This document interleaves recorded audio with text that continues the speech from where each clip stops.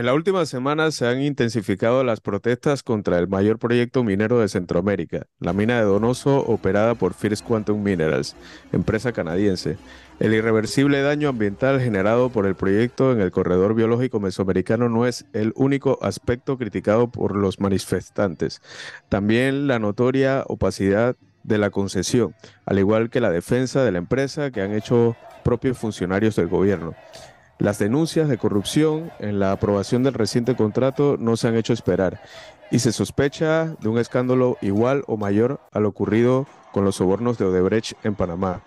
La minera, que dice tener las prácticas más avanzadas de minería del mundo, ha sido denunciada y multada por más de 200 daños ambientales desde los inicios de la operación y su contrato fue declarado inconstitucional desde 2017, teniendo un prolongado lapso de operación ilegal.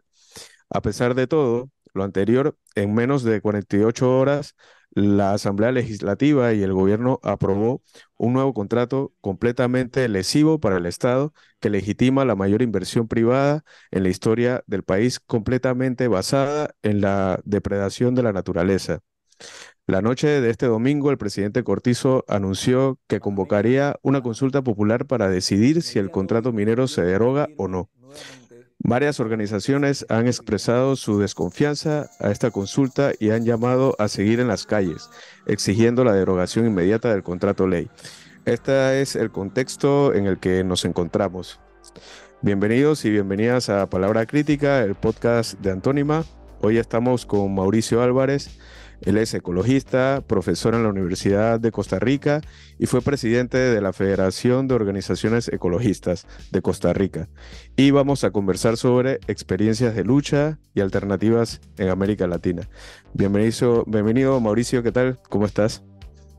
Sí, un gusto saludarlos y a todas y a todos los que siguen Antónima también. Excelente.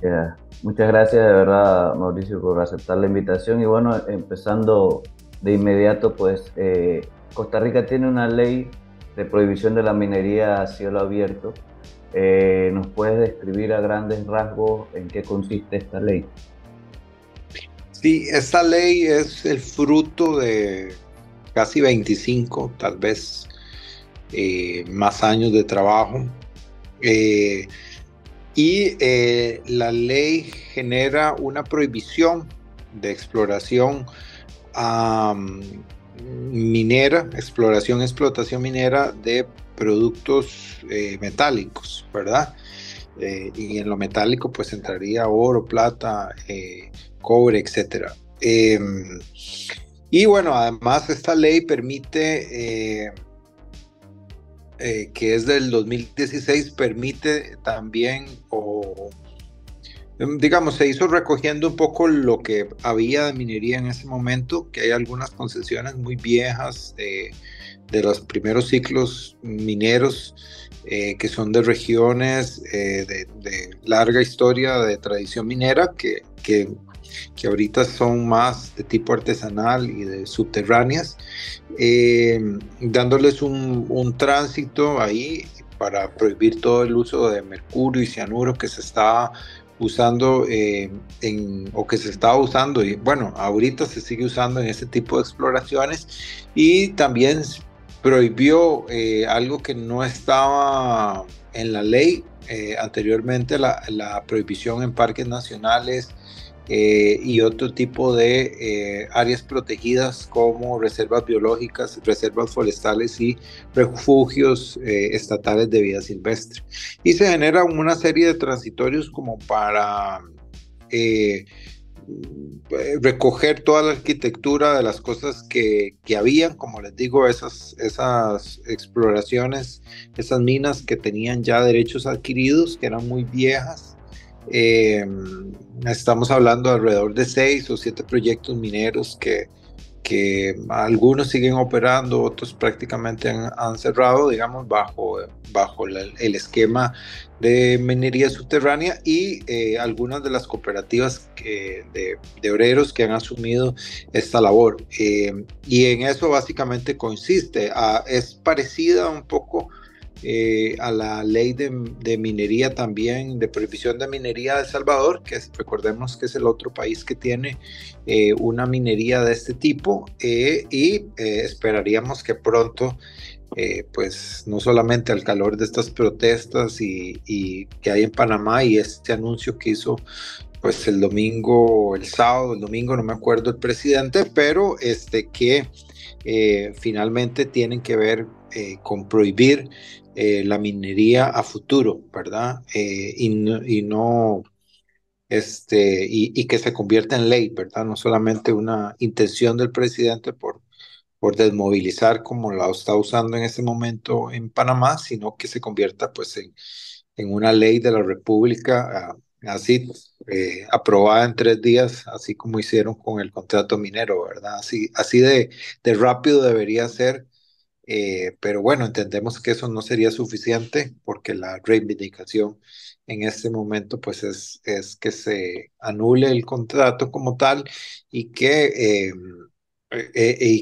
bueno, se apruebe esta ley de moratoria o de prohibición, diríamos, porque ya, digamos, dentro de estas arquitecturas, primero se generaron, a ver, para explicar, porque eso es un proceso muy largo, primero se hizo toda la discusión, el debido proceso, en el sentido de que se hizo el estudio de impacto ambiental, se discutió sobre el estudio de impacto ambiental, se fue a las cortes nacionales, se hizo en el ámbito administrativo, en el tribunal administrativo, en el tribunal constitucional, pues en todos. Como lo han hecho ustedes también en Panamá, digamos que ya la Corte Constitucional pues declaró el contrato inconstitucional. Eso tendría que tener una correspondencia en la parte administrativa, en el sentido de que no, o sea, se operó ilegalmente durante todo ese proceso y finalmente, pues con todas esas evidencias es claro de que ha habido algo ilegal, ¿verdad? Dentro de todo ese proceder que ha hecho la minera en Panamá. El asunto es un poco como que los tribunales tienen otros tiempos, y hay mucho, pues ahí los abogados tienen muchos recursos para dilatar una decisión, pues ese sería el problema, digamos, que los tribunales y que el debido proceso actúe en Panamá. Además, bueno, que hay que ver que así como pues se hizo que el Congreso actuara así, pues aceleradamente en Panamá, pues evidentemente no sabemos, por los intereses uno puede saber que hay pues muchos recursos, mucha plata de por medio, y pues hay mucha presión a todo nivel para que se apruebe con, como se ha hecho hasta el momento, ¿verdad?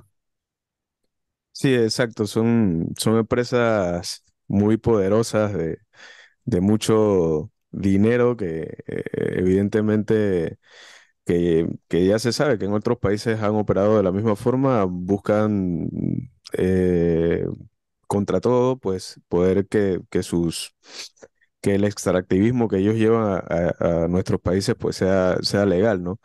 Dentro de esto que nos cuentas, Mauricio, desde el sector ambientalista del que tú formas parte, ¿cómo se valora esta ley y cuál es su verdadero impacto en Costa Rica?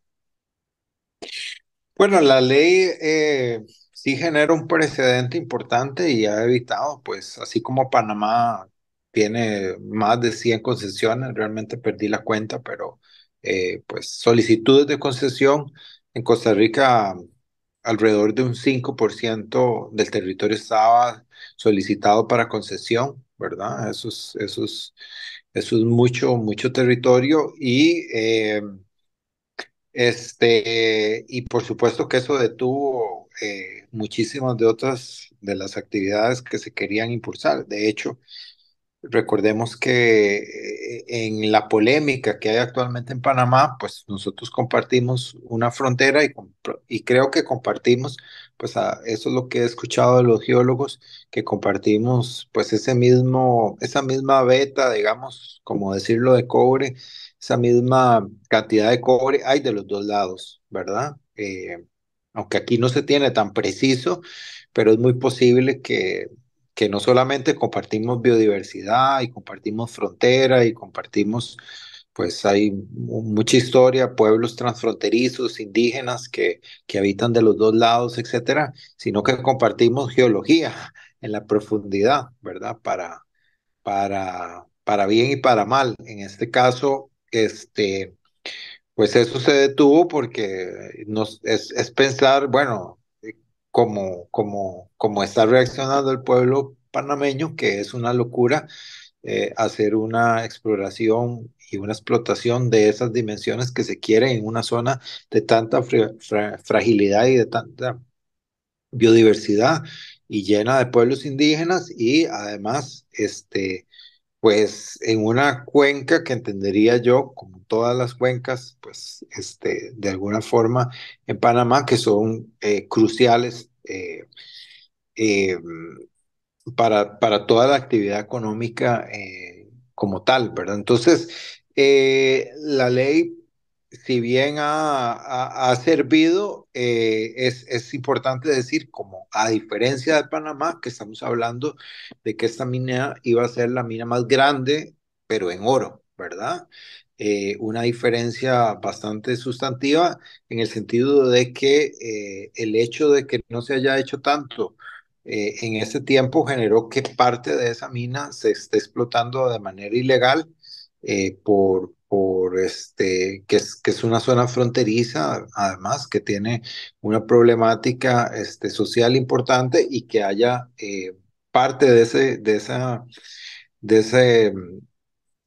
esa mina se esté explorando por lo menos la parte superficial donde se puede, digamos, de alguna forma trabajar a escala humana, pues se esté explotando de manera ilegal, ¿verdad? Esto, por supuesto, ha producido muchísima contaminación y una reactivación de siempre de esa decisión en el sentido de que se ha creado toda una explotación ilegal que es siempre un tema que está presente en todas las operaciones mineras y sobre todo en América Latina. Acordémonos que buena parte de la extracción se hace de manera ilegal y esto además se presta para toda la actividad de lavado y la triangulación de capitales, ¿verdad?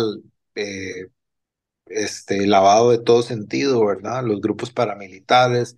eh, Grupos guerrilleros han usado esta estructura para lavar y de hecho, pues en las investigaciones que se han hecho, parte de esa triangulación de capitales se ha usado el país y de hecho se ha reexportado muchísimo de esta misma oro a través de una estructura que descubrió la fiscalía por el mismo aeropuerto nuestro, ¿verdad? Entonces, la minería, la ley ha servido, pues formalmente ha detenido. Sin embargo, por todo este evento que les cuento, esta ley y las intenciones siempre que despierta la minería, porque no es un tema muerto, ¿verdad? Eso siempre hay un nuevo gobierno como el actual, que es bastante neoliberal y de derecha extractivista, se lo está planteando y en este momento lo detiene un laudo arbitral internacional en el organismo auxiliar del Banco Mundial, el CIADI,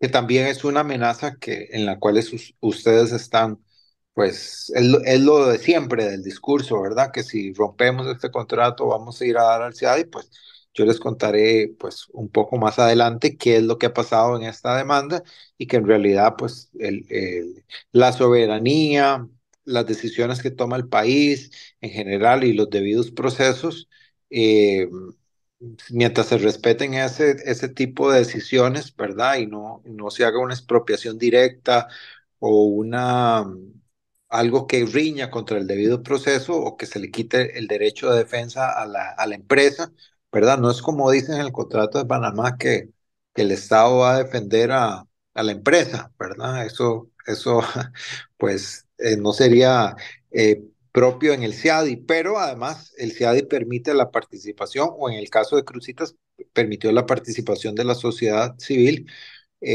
al menos como un tercero, como para mejor resolver. Eso tiene un nombre legal en latín, pero al final es la sociedad civil que puede participar y dar más elementos que obviamente el Estado no va a dar, ¿verdad? Porque el Estado, en este caso, en el caso de Costa Rica, no, digamos, contó que había gente acusada por prevaricato, que es algo que finalmente el presidente Cortizo le va a pasar, digamos, si todas esas estructuras se caen, ¿verdad? Finalmente alguien que cometió prevaricato, los diputados y el presidente, lo cual ya, y ahí terminarían, en sana teoría todos deberían terminar en la cárcel. Aquí ha pasado muchos años y aún nadie va a la cárcel porque estos juicios han durado 15 años y se caen, digamos, porque finalmente lo que pagan esas coimas y esas platas malavidas, generalmente son muy buenos abogados, ¿verdad? Que hacen que todo se caiga, y finalmente entonces no hay condenatorias, ¿verdad? Pero digamos que se puede, digamos, el tema es como encontrarle la fórmula feliz a la decisión, ¿verdad? Ujú. Al principio de la entrevista mencionaste que fueron alrededor de 25 años el camino que tuvo que recorrer Costa Rica para alcanzar esta normativa. Pero ese camino, si nos puedes describir un poco más, tanto en temas de lo jurídico como también de movilizaciones y demás, y hitos, y también pues cómo está el camino contra otras industrias extractivistas en este momento en Costa Rica.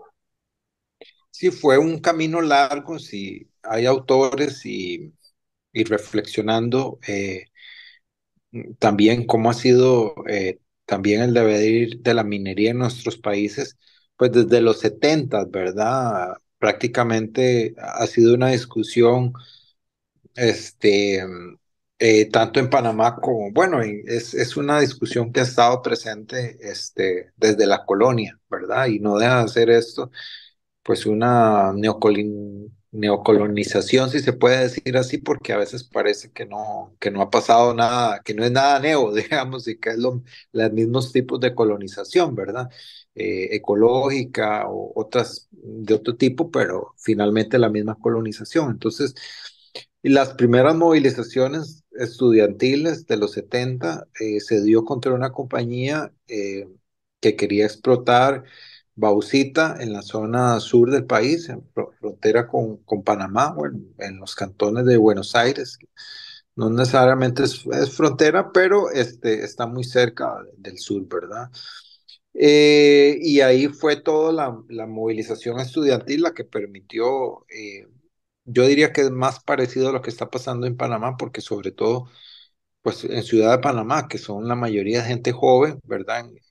La que está protestando, y en este caso, en los 70 también fue así. En Costa Rica fue básicamente los estudiantes de secundaria y universitarios, y finalmente toda la sociedad, como bien pasa también en Panamá, que cuestionó el contrato, que cuando yo leía las cosas del contrato de Panamá se me parecía mucho, ¿verdad? Porque les daban puerto, les daban electricidad, les daban pues toda una serie, un andamiaje que parecía más un contrato de este tipo, digamos, un contrato de los 70, ¿verdad? Que eran, de tipo leoninos, se decía en aquel momento, ¿verdad? Que era,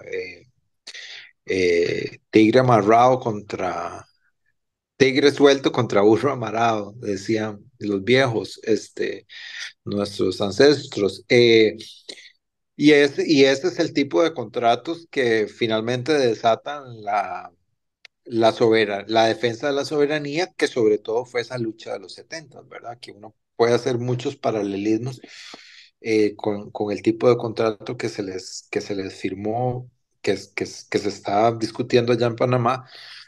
Y bueno, eso quedó ahí latente. Después hubieron minas en los 80 que fueron un desastre ambiental, dos o tres minas, eh, que dieron pie a pensar que el tema de la moratoria que se empezó a ventilar pues a partir de los 2000 al inicio del 2000 con las intenciones, formalmente esta mina de Crucita se empezó como en 93, 94, por ahí se empezaron a dar los primeros movimientos y fue formalizando y formalizando la actividad eh, a finales de los 90 y se estableció una lucha prácticamente desde el inicio. Realmente me acuerdo que desde el minuto uno hubo discusión y al principio pues era más el sector ecologista y las comunidades locales, pero finalmente fue creciendo porque conforme se empezaban a discutir y a conocer temas específicos de la minería, pues la sociedad se iba preocupando más, ¿verdad? Los gremios de sindicatos, todo lo que fue la universidad, etcétera, diferentes sectores, empezó a discutir y a estudiar a profundidad, porque es obvio que ninguno de nuestros países tiene tradición minera, eh, como otros países de Sudamérica, que tienen ya cientos de años, por lo menos un par de siglos de estar en temas mineros y nuestros yacimientos realmente son dispersos y son explotables solo con minerías a cielo abierto, ¿verdad? No eran tan rentables ni en ningún momento de explorar en términos subterráneos. Entonces, bueno, a partir de los 90 se da toda esta discusión que termina en juicios y en algunos momentos se establecen decretos de moratoria, principalmente basado en que el Estado no tenía la capacidad de monitorear, y eso es clave, ¿verdad? Una actividad tan grande como la que se está planteando en Panamá y lo que ya se ha avanzado demuestra que el Estado tiene poca capacidad de control y de hecho muchas de las actividades la compañía iba a autocontrolarse, ¿verdad? Iba a capacitar a los funcionarios públicos para que la controlaran, ¿verdad? Imagínense qué pérdida de soberanía y de capacidad que se firme, digamos, como un contrato de entendimiento, una carta de entendimiento donde la empresa se compromete a capacitar a los funcionarios que la iban a controlar, ¿verdad? Eso era parte de las razones que activaban más a la sociedad y que generaban más controversia, ¿verdad? También la moratoria que se firmó es que no había, bueno, que no había capacidad de control y que la actividad, digamos, tenía altos impactos y que pues el Estado no tenía, como digo, esa capacidad de controlar y fiscalizar, porque simplemente en nuestros sistemas que cada vez son más neoliberales, el Estado se reduce y no hay capacidad de control, ¿verdad? Cada vez hay menos funcionarios públicos y cada vez hay menos funcionarios capacitados que entiendan del tema y que puedan monitorear, ¿verdad? Y finalmente esto acabó en juicios que todavía, como les cuento, se están dando, unos en el ámbito del CIADI, otros son a nivel penales contra los funcionarios, que incluye el expresidente Oscar Arias, el ministro de Ambiente de ese momento, y muchos funcionarios pues, de las instituciones que controlan un poco, y entonces, pues esta historia tampoco tiene un final porque todos estos procesos siguen y seguirán, digamos, este del CIADI se espera que pueda durar unos 4 o 5 años más, entonces realmente no se va a saber mucho qué va a pasar, eh, a pesar de que ya el caso como tal en el CIADE hubo una resolución que favorece a Costa Rica con algunas de las características que les comentaré, pero finalmente la empresa apeló nuevamente esta decisión y sigue como el proceso. Entonces, y además es realmente lo difícil de estos procesos son que de alguna forma ya entra perdiendo la sociedad, porque la sociedad no es parte y hay que depender de un Estado. y en el caso de los dos estados, esos por igual, que entregan la soberanía por un plato de lentejas o que entregan, digamos, la o que omiten información porque al tribunal no le van a contar de la corrupción y de los sobornos, nada de eso. Por supuesto que les van a contar a los tribunales, les cuentan una historia ahí más o menos, pues diplomática y muy por encima. Y además, pues la sociedad civil no, digamos, no tiene sí puede participar del CIADI, pero de manera muy pasiva, ¿verdad? Y es costoso, ¿verdad? Sobre todo es costoso porque esto es en el Banco Mundial y esto en las oficinas del Banco Mundial y esto supone, pues, una dificultad además económica porque son procesos sumamente costosos, ¿verdad? De millones de dólares y complicados. Sí, en nuestro país pasa algo muy similar a lo que cuentas. En verdad aquí em, como ves, hay un poco más de 200 incumplimientos ambientales que ha hecho, en los que ha incurrido la mina y el Ministerio de Ambiente no, yo creo que ha puesto muy pocas multas o ha podido definir estas situaciones ambientales que se han dado o sea, prácticamente ellos tienen el control del territorio y allí pues es poco lo que se puede hacer y con este contrato nuevo que se le ha aprobado pues prácticamente se hacen dueño del territorio y demás, ¿no? Porque se le permite tener poder expropiar territorios y de cualquier área, no solo del lugar, sino también del país. Esto, que fue una de las cosas que fueron echando un poco para atrás, disfrazándola para que los diputados pudieran aprobar el contrato, ¿no?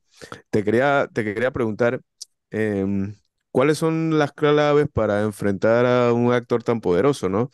¿Qué se podría aprender del movimiento social y ambientalista costarricense y centroamericano, ¿no? ¿Alguna lección que podamos nosotros acá ir aprendiendo de todas estas luchas que se han realizado en Centroamérica, ¿no?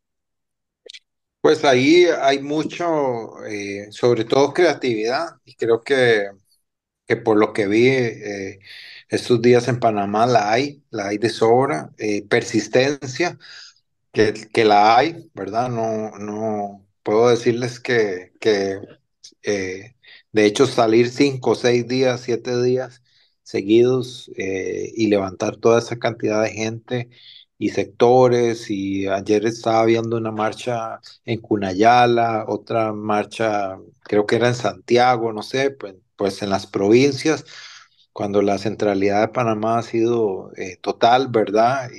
Y ver marchas pues en los dos extremos, tal vez, ¿verdad? En las zonas fronterizas más alejadas y ver el ánimo con que la gente sale, ¿verdad? Y el hastío también, ¿verdad? Creo que no solamente corresponde a la minería, sino que había un acumulado ahí de inconformidad, ¿verdad? Y tiene que ver con un modelo, sobre todo con los jóvenes, ¿verdad? Porque uno diría, ¿qué es lo algo están haciendo mal la sociedad para que sean los jóvenes los que estén, y jóvenes que uno diría tal vez de clase media, o que tienen más facilidades en Panamá, eh, que, que deberían ser los que más contentos estén con el sistema, ¿verdad? Porque tienen todo el internet, la modernidad pues cerca y de algún modo están inconformes. Hay algo en el modelo que los está excluyendo y los está aprisionando claramente y estas disconformidades pues son una señal buena en el sentido de que hay muchísima disconformidad. En ese sentido, hay que usar muchísimo la creatividad y sobre todo tener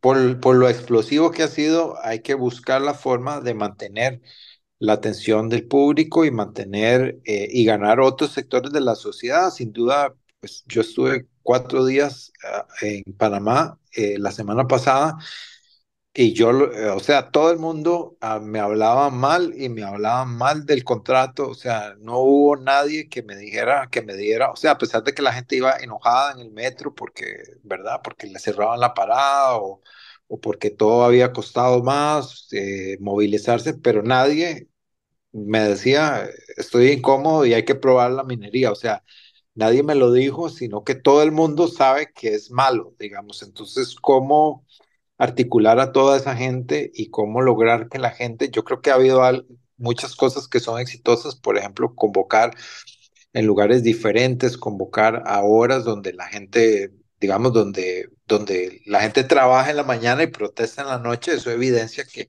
finalmente la gente tiene que trabajar y que la actividad económica, pues la actividad cotidiana, no digo la actividad económica, se afecta menos. Y yo creo que eso ha sido, y ir un sábado y un domingo, aunque evidentemente sean menos personas, pero mantener la sensación de continuidad creo que es importante y agrupar nuevos sectores, ¿no? Muchos otros sectores que tal vez no se han pronunciado tan claramente, inclusive yo por la extracción o por el perfil de la gente que yo vi manifestando, hay mucha gente que está acomodada en el sistema y empresarios inclusive de muchos otros sectores que están descontentos porque saben que a futuro el modelo de Panamá pues es un modelo más asociado a los servicios y si se quiere al turismo, ¿verdad? Como una gran actividad que pudiera generar, que ya de por sí se da, digamos que no cuesta muchísimo articularlo en una actividad como más sostenible,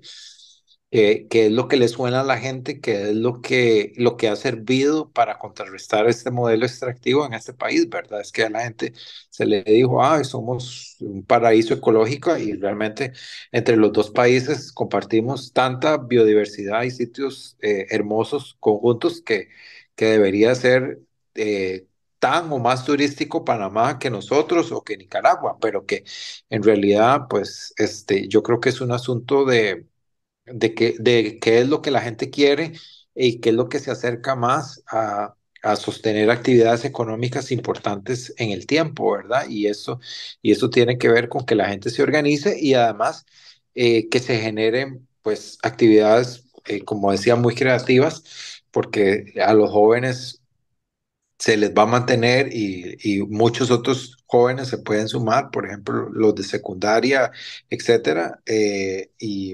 inclusive otros sectores más rurales, en el sentido de que también pues se incluye y se piensa a partir no solamente de los códigos de la ciudad, sino también de otros códigos de mucha otra gente, del país, ¿verdad?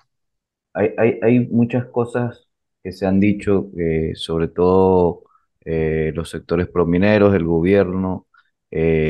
Bueno, hay un sinfín de cosas que han rayado ya en el absurdo de los argumentos del gobierno para defender el contrato, pero hay argumentos que sí calan en las personas. De hecho, las personas cercanas nos mencionan este tema sobre la transición energética, el tema de el papel que juega los minerales en todo este tema de la transición hacia energías renovables y me imagino que también han enfrentado en Costa Rica este tipo de argumentos y este tipo de, pues, de consignas de parte de ciertos sectores y hacia ese tipo de argumentos, ¿cómo responde, cómo respondes tú, Mauricio? ¿Cómo responde el movimiento, pues?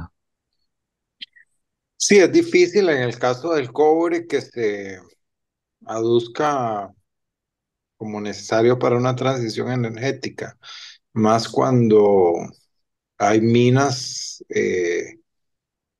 muy grandes en el caso de Sudamérica y hay tanto cobre, digamos, que se puede usar en términos reciclado, ¿verdad? Que uno dice, siempre decíamos eso de la mina, si se necesita oro, pues donde hay más oro es en los bancos, ¿verdad? Y ahí podría usarse todo el oro que está extraído, serviría para la humanidad unas N cantidad de veces, ¿verdad? Para que lo use en lo que se necesita realmente. como un conductor de alta calidad, ¿verdad? Para conducir eh, energía y datos, etcétera. En general, uno podría decir que no, que se está diciendo eso mucho como de litio y de otros materiales, sobre todo que permiten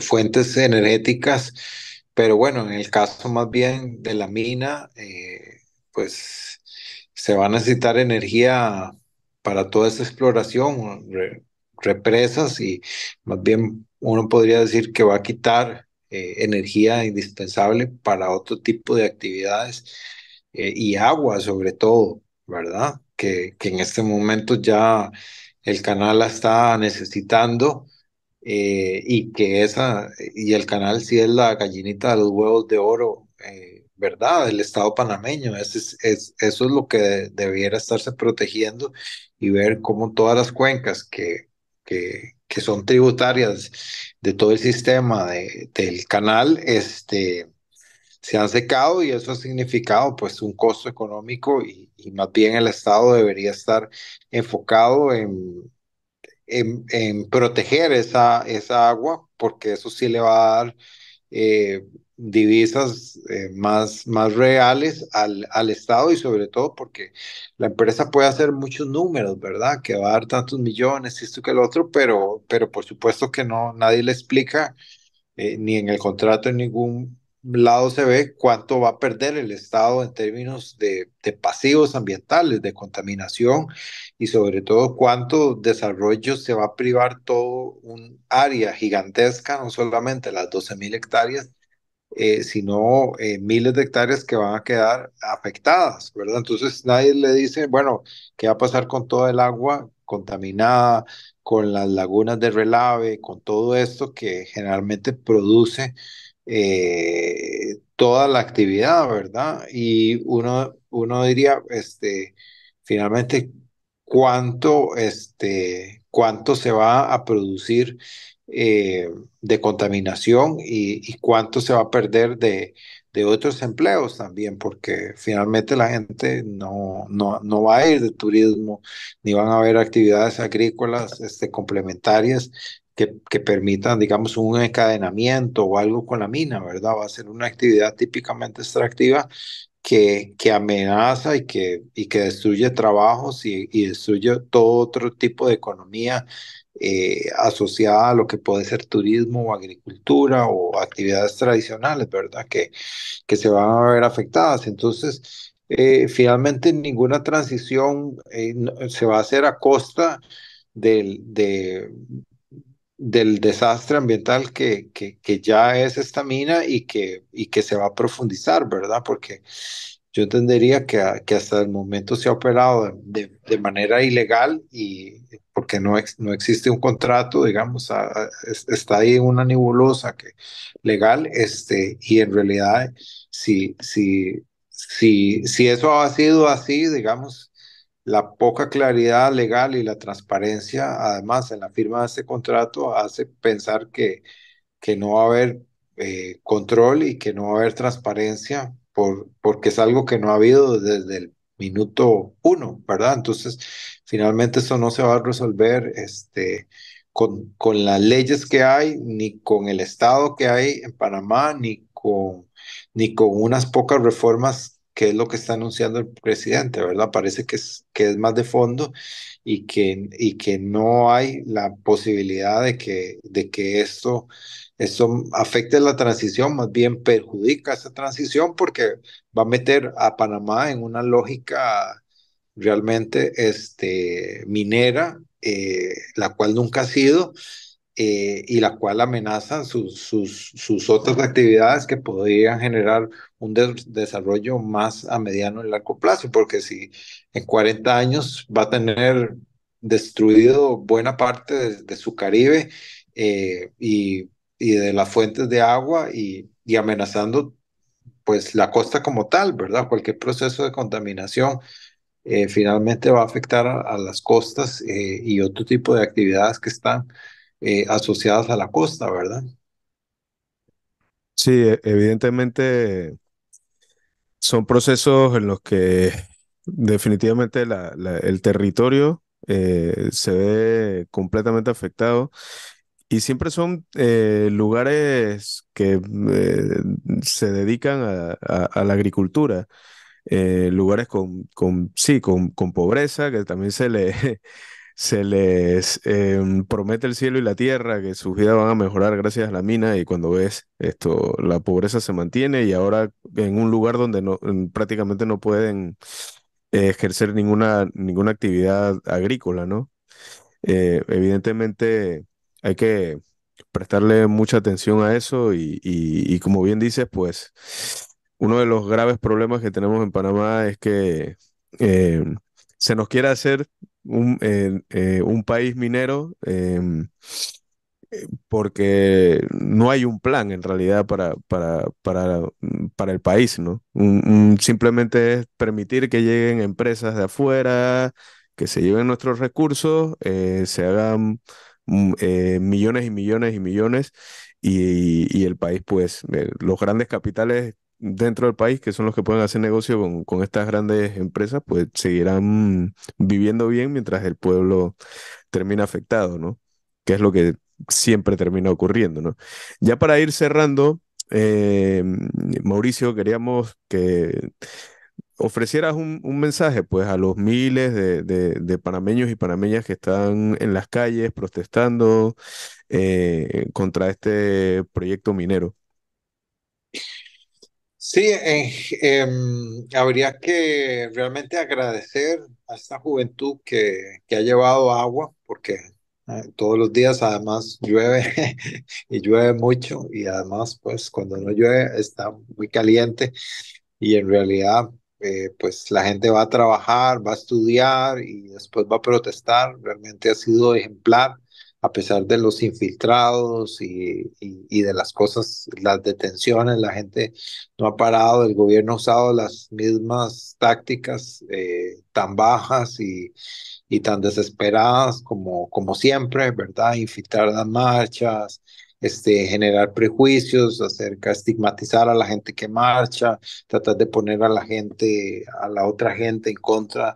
Y creo que nada les ha funcionado. Realmente también ha hecho una estrategia perfecta para mantener a la gente enojada y para mantener a la gente movilizada. Creo que hay que agradecerle al gobierno que dentro de todo sean lo suficientemente estúpidos como para hacer todo eso que han hecho para seguir provocando a la gente, ¿verdad? No han quitado un punto, una coma del manual que ya está establecido, ¿verdad? No han tenido en contradicción a la gente que ha tenido toda la creatividad y todos los medios para tratar de hacerse oír de manera pacífica y de manera vehemente.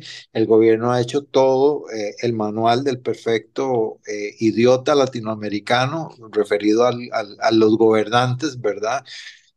Para enojar a la gente, invitar las marchas, estigmatizar a los manifestantes, tratar de dividir a la sociedad. En general, creo que están dando un ejemplo a todos los otros países. De hecho, no solamente Panamá está movilizado en este momento, Guatemala también está muy movilizado en defensa de su democracia.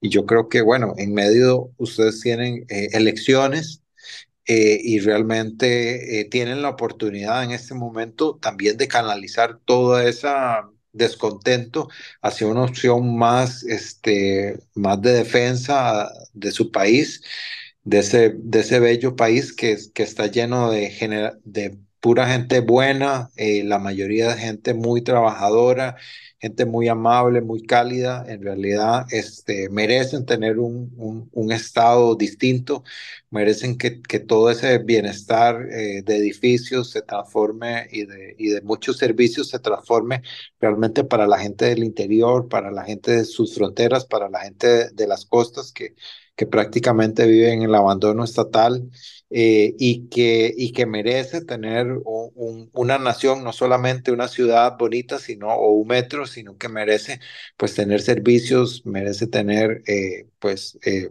quien le compre su producción de manera digna, etcétera.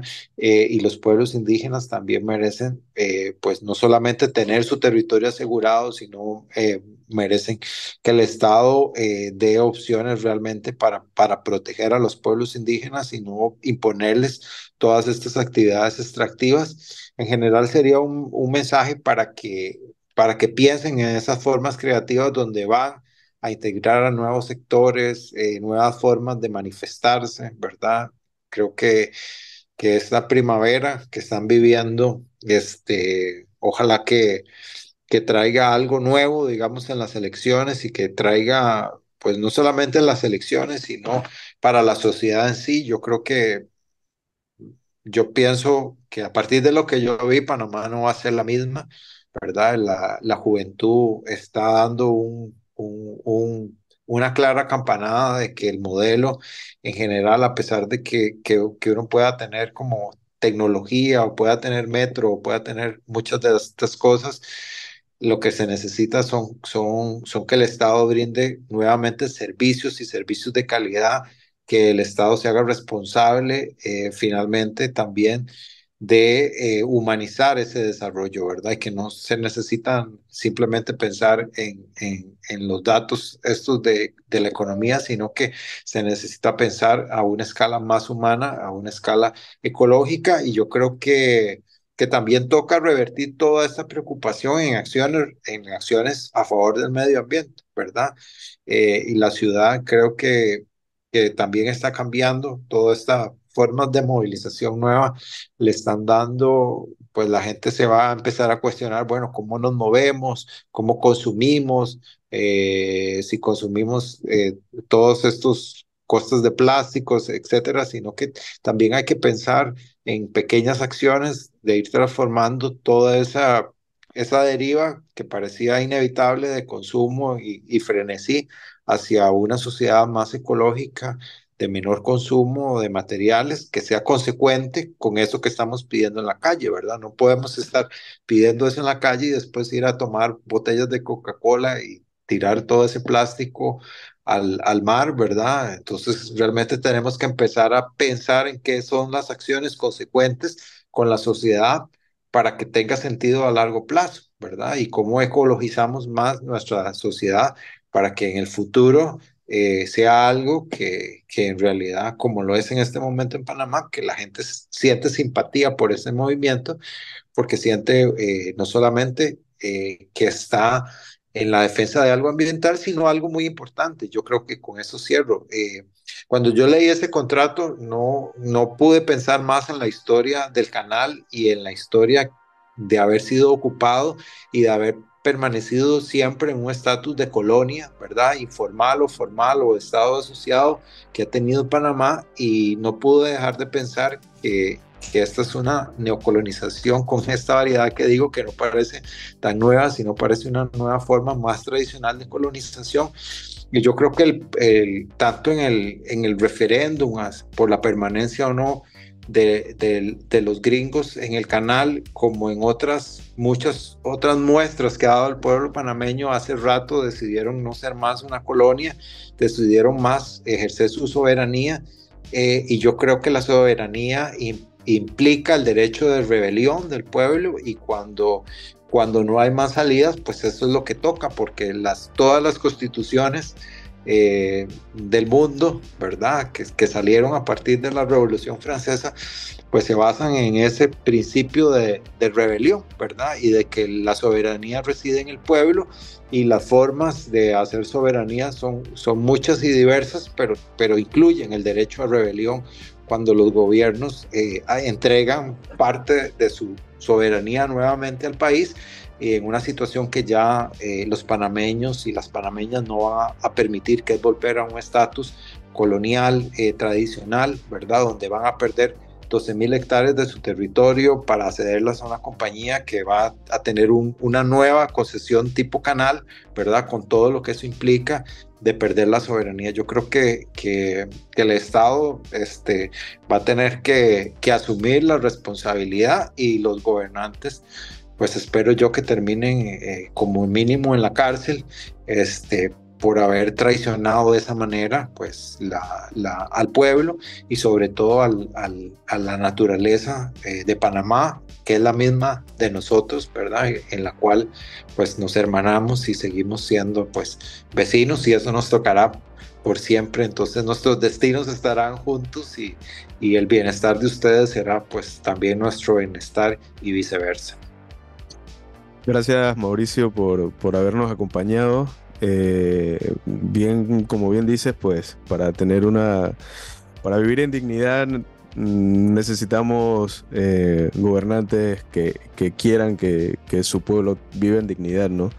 Y pues esperemos que este estallido en realidad nos lleve a, mm, a pensar en estas personas que van a dirigir nuestro destino desde el otro año, ¿no? Y sobre todo que piensen en la gente, ¿no?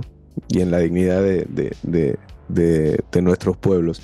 Gracias nuevamente, Mauricio, por estar aquí. Saludos a todas las personas que nos escuchan, y vamos a seguir subiendo contenido sobre este tema, y vamos a seguir haciendo entrevistas como esta. Esperemos que les haya gustado esta entrevista a todos y todas. Saludos y seguimos en la lucha.